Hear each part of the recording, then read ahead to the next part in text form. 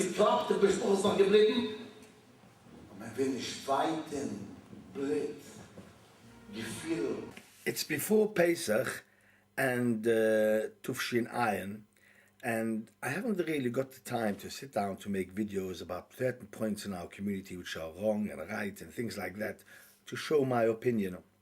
But something's come up this week which I have to show you, and I'm really disappointed in certain organizations in our community, the way they behave and the way they think and the way they treat the oilam, that I'm really forced to make this, even though I've told my wife, hold the Pesach cleaning, and we have to make this video about it. Let me show you before I start the two articles which were in the papers.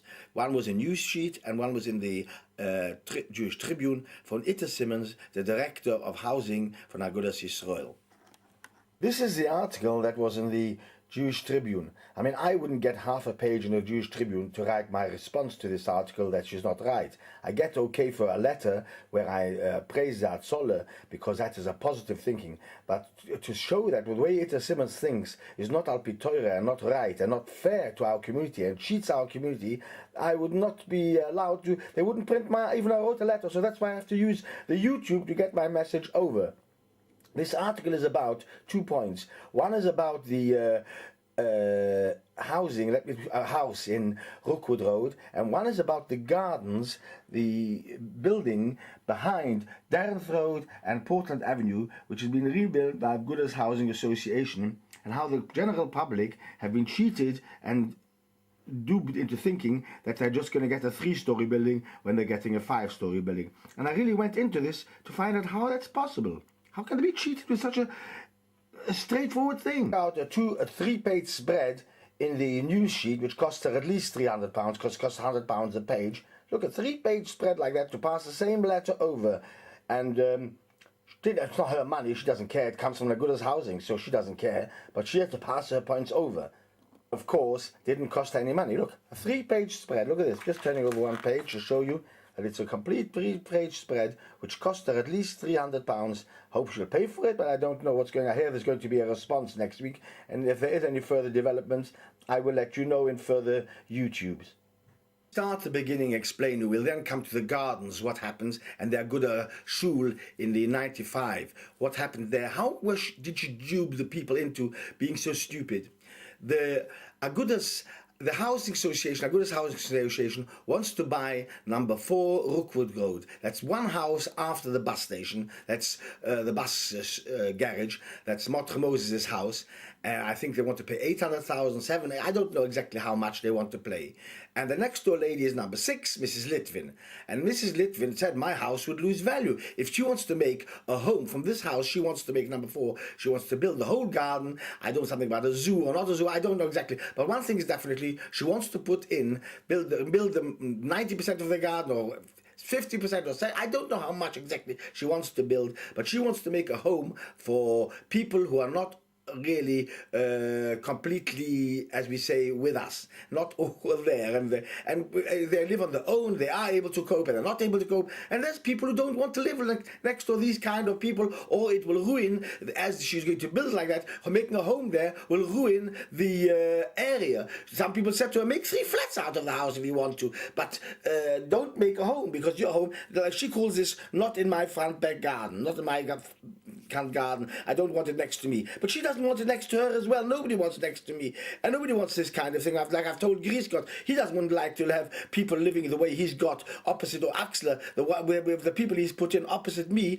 they wouldn't like to have them next to them, so why put them next to me? Anyway, Mrs. Simmons wants to buy this house, and these people weren't just satisfied with what Mrs. Simmons said. They went into the council and they had to have a look exactly at what the plans were, and they have all signed up, the whole of Rookwood Road and part of Leabourn Road. I don't know exactly, some say Ralph Bergman, who's behind the house of Rookwood Road exactly, didn't sign up. I don't know exactly, but most of the people have, everybody in Rookwood Road has signed against it, and almost a lot of people in Leabourn Road have signed against it. And suddenly the council said to Mrs. Simmons, you make an impression as if you are leading your community and everybody agrees with what you want to do, which is not true. That's what happened in the gardens. Let me explain you. The gardens, she was going to build in the back of the gardens, build these flats, which was going to be 3-story high only, and the back, it backs onto Darrenth Road and Portland Avenue. And even Simcha Steinberger, who is a councillor, She wrote him a letter saying, I'm not building more than 3 floors. He's got a letter to prove this, and he's going to take it to court or the entire, I don't know what he's going to do. And I said to Simcha Steinberger, how comes you didn't go and look in the council at the plans? Are you stupid?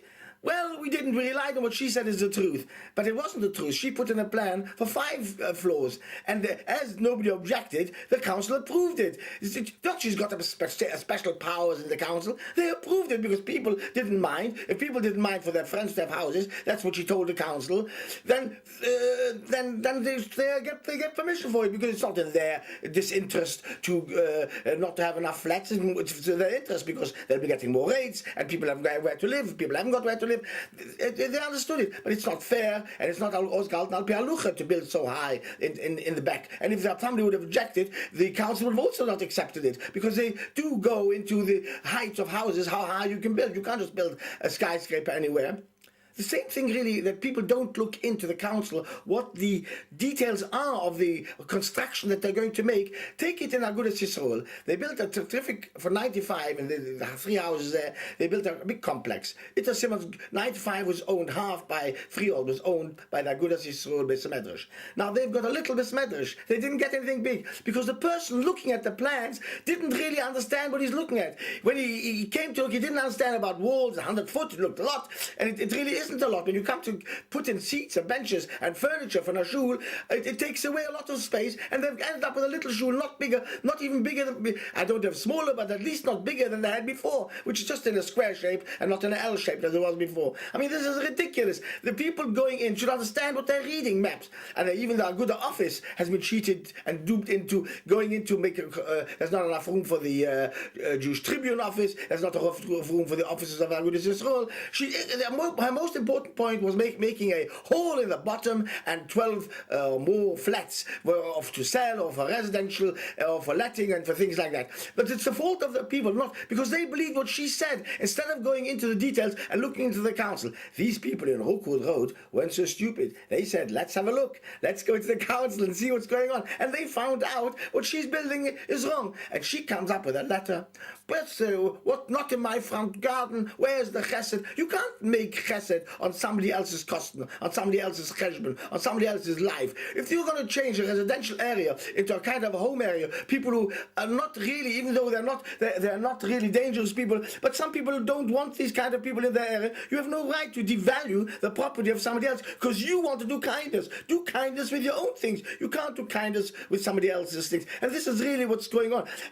I'm sorry to have to do this on YouTube, but the reason I'm doing this on YouTube is because I would not be allowed to, if I wrote a letter explaining this, I'm sure a lot of people will write letters against her letter and against her article in the Tribune and against the 3-page advert which cost her a fortune, our money for Agudas Housing Association, which is supposed to be, her benefit is put an article in the news sheet.